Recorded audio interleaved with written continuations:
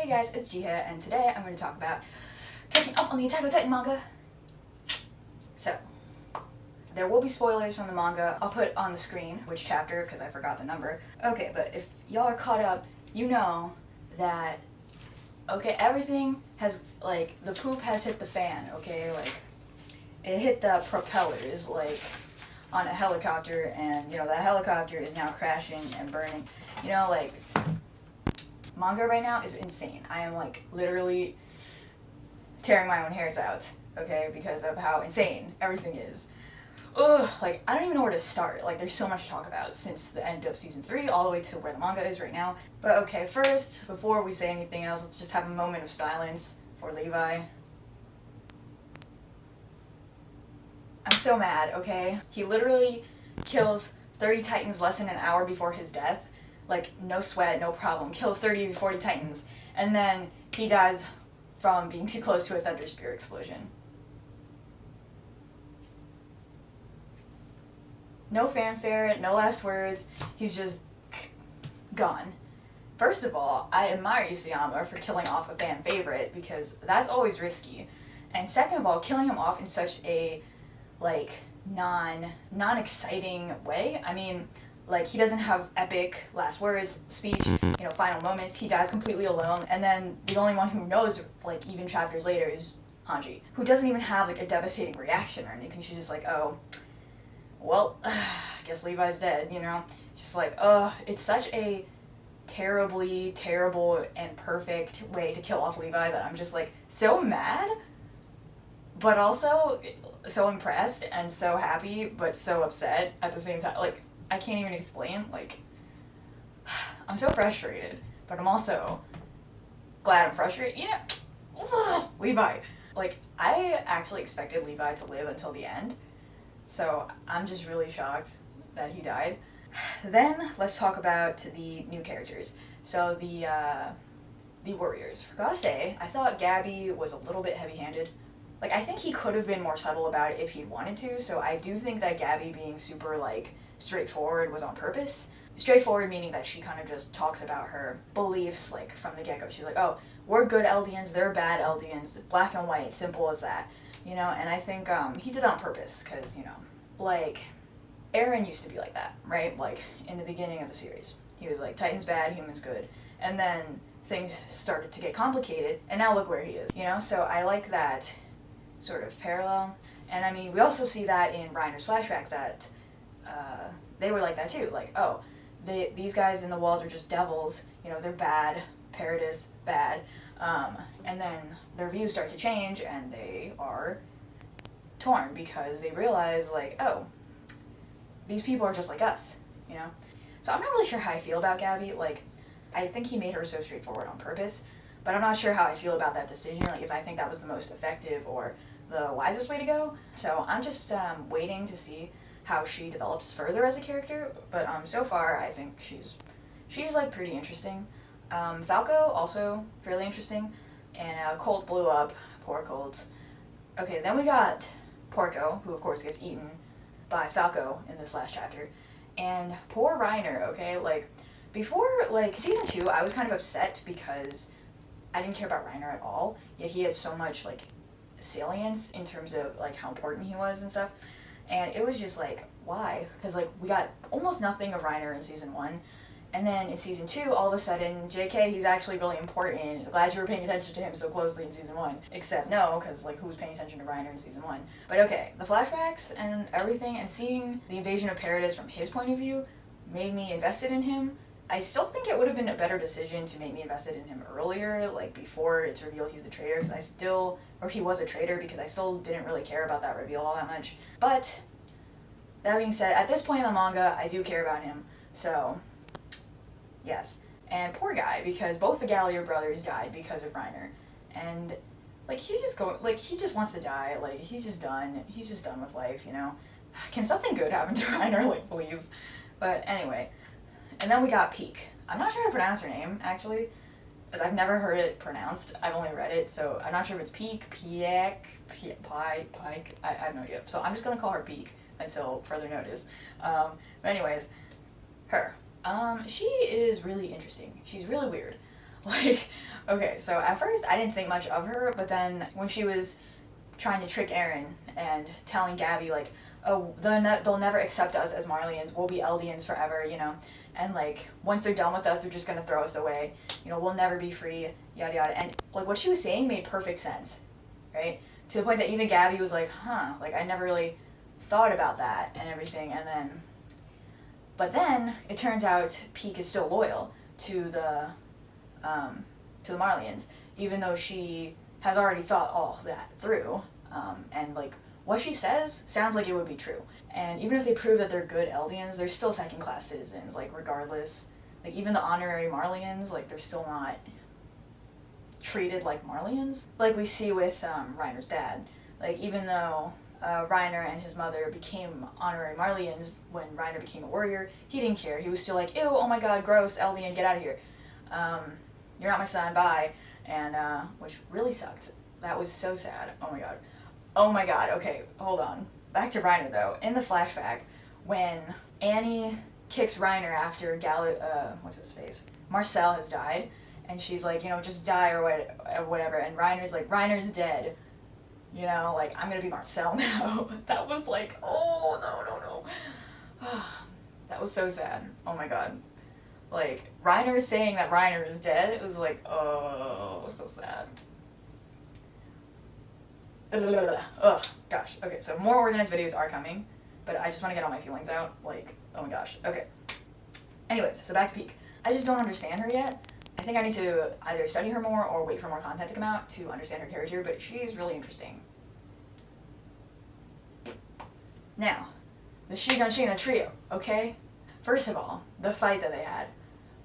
I was just like, oh my god, cringe. Like, Eren, no, do not destroy your friendships like this, man. Basically, Eren obviously premeditated that argument. He said the most hurtful things he possibly could have said to Armin and Mikasa, like, knowing full well that that is the most hurtful thing he could possibly say. So, to Armin, he goes, you're useless, you know? Like, ever since you ate Bert, like, your personality is all messed up, and, you know, now you're all just like, oh, let's negotiate, you can't make any decisions, you're useless. Which has been Armin's, like, huge insecurity from the get-go. At the very beginning of the series, it seems like Eren has handpicked this to say the most hurtful thing he possibly could to Armin. And then we have what he says to Mikasa. So, first of all, it's two things about that. First of all, ouch, like, he tells her he hates her, which is, like, the worst thing he could possibly say to Mikasa, because he's basically her life, right? And, like, the scarf that she wears all the time, like, symbolizes that, and she considers him, like, the most important thing in her life, right? And then he goes, yeah, JK, I actually hate you. Like, he picked that because it was the most hurtful thing. And then he even said, your love isn't even real because you're actually just brainwashed. So not only do I hate you, but you don't even love me. Like, he's, like, basically undermining her whole life up to that point. And he's saying, like, the real Mikasa died back in that cabin when he rescued her. And it's just like, oh, why would you say that? Okay? Like, even if it's true, why would you say that? Like, he set out to hurt them for some reason. And I don't know what that reason is, but I'm really curious to know. Because there's no way he was just saying that on impulse. Like, that's way too calculated. And then the other thing is that he said he hates Mikasa because she's not free. Right?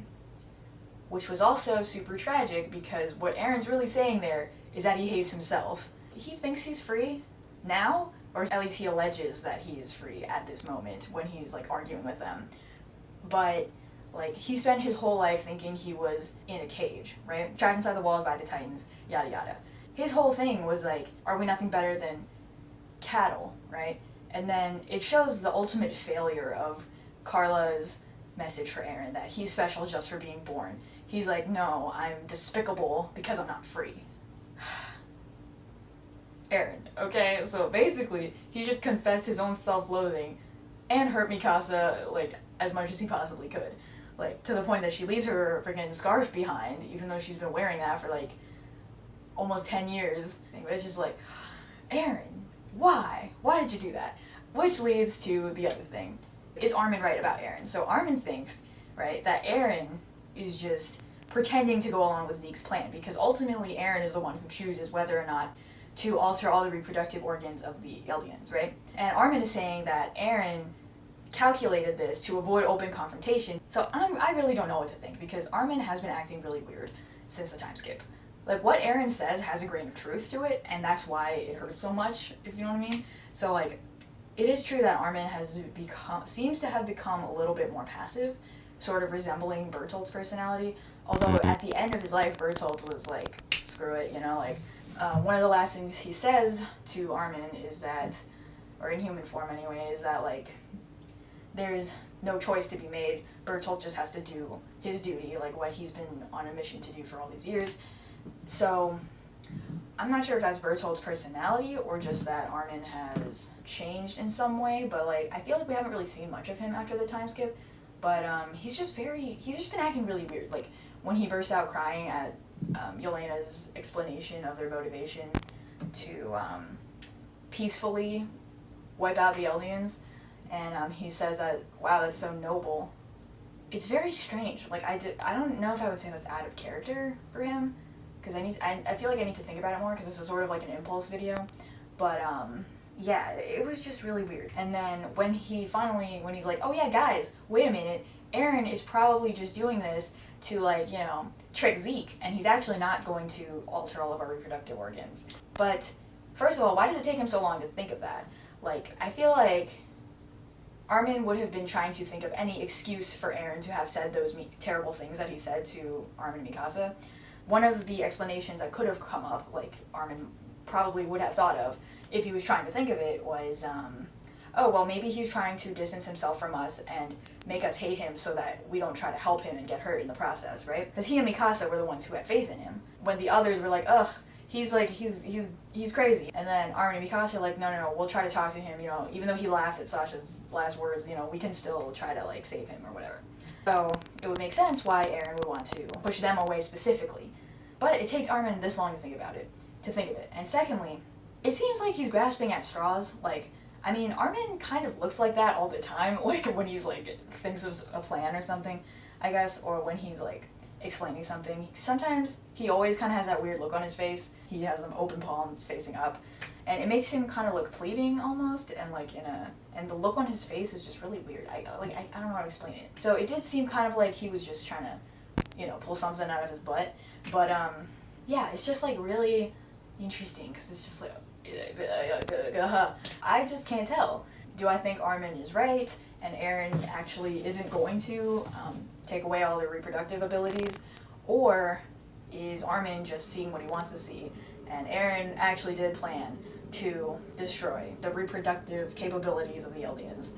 Like, I really don't know, but I'm probably going to reread it and see if I could try to figure it out, though I'm not that good at making theories, but I will probably make a theory about this. Then, of course, the last panels of the chapter where Eren's head gets shot off, okay? His head's literally disconnected from his body and it's just flying, okay? So, first of all, what? Like, no, he can't die, okay? I would be very upset if Eren died, because I like Eren, and I want to understand post-timeskip Eren more. And if he dies, we'll never know what his motivations actually were unless somebody licks up his spinal fluid. So, do I think Eren's actually dead? It's a really tough question. I don't think he's dead. Even though his nape was destroyed, that also happened to Reiner during the Battle of Shingeki, if I'm not wrong, that he somehow transferred his consciousness into his spinal cord, because apparently in the Attack on Titan world, your spinal cord can house your consciousness. So, maybe he did that. But if he didn't, and he's actually dead, what? Then someone needs to drink his spinal fluid before it becomes, you know, unusable or whatever. So I'm thinking there's a few things that could happen next. So either Eren's actually not dead and he's still alive, or if he's dead, Zeke will drink his spinal fluid, right? Because Zeke is right there. But then we have a whole nother problem. Or maybe it's a solution, I don't know, because Zeke has royal blood, right? So the brainwashing will not allow him to carry out his plan, if I'm not mistaken. Or Reiner will lick up some of his spinal fluid, because he's also right there, which would actually suck, because poor Reiner, like. And then there's also Falco, which probably would not happen, because if I recall, after a regular Titan needs a Titan shifter, they usually turn back into a human, but like it takes a while for them to like recover, so he probably won't be doing that. EREN might get eaten. And I'm just like, oh my gosh. I don't want EREN to die at this point. Oh, I just thought of something. It might be possible that EREN pushed Mikasa and Armin away because he thought he might die. In a way, he freed Mikasa, actually, because up to that point, she had been totally dedicated to EREN. He was her highest priority, right? But now that he's told her this, she leaves her scarf behind. So, in a way, he kind of freed her from her dependence on him. And then Armin, maybe he wanted to push away for similar reasons. I wouldn't say it's as much as Mikasa, but it is stated that he's a little bit clingy to EREN. Although I don't know how true that is after the time skip, but it's a thought. So maybe EREN actually anticipated that something would happen to him, so he didn't want his friends to be paralyzed if he died. Though it didn't seem like EREN was planning on dying, because if he was, he could have just easily died. So that's a little bit far-fetched, I guess. It's sort of a... maybe it was his worst-case scenario contingency plan? I don't really know. Ugh, I'm so interested. This manga is making me lose hair from stress, sir. So yeah, that about sums up my initial impulse thoughts on the latest chapters of Attack on Titan. I think I want to make these like impulsive, sort of informal videos a little bit more often, so I might make another one. We'll see if I can make one every chapter, because like since the chapters only come out monthly, it's not like a huge commitment or anything. We'll see. But let me know if you guys enjoyed this video, because this is pretty fun to make, and it doesn't require a lot of prep, so yeah, let me know if you guys enjoyed it, either in the comments or by leaving a thumb up, or both. Hey. Yeah, let me know what you guys are thinking, because I am really interested in people's theories about this. Okay, yeah, anyways. So thank you guys for watching, and subscribe if you'd like to see more videos like this from me, and I'll see you guys in another video. Bye!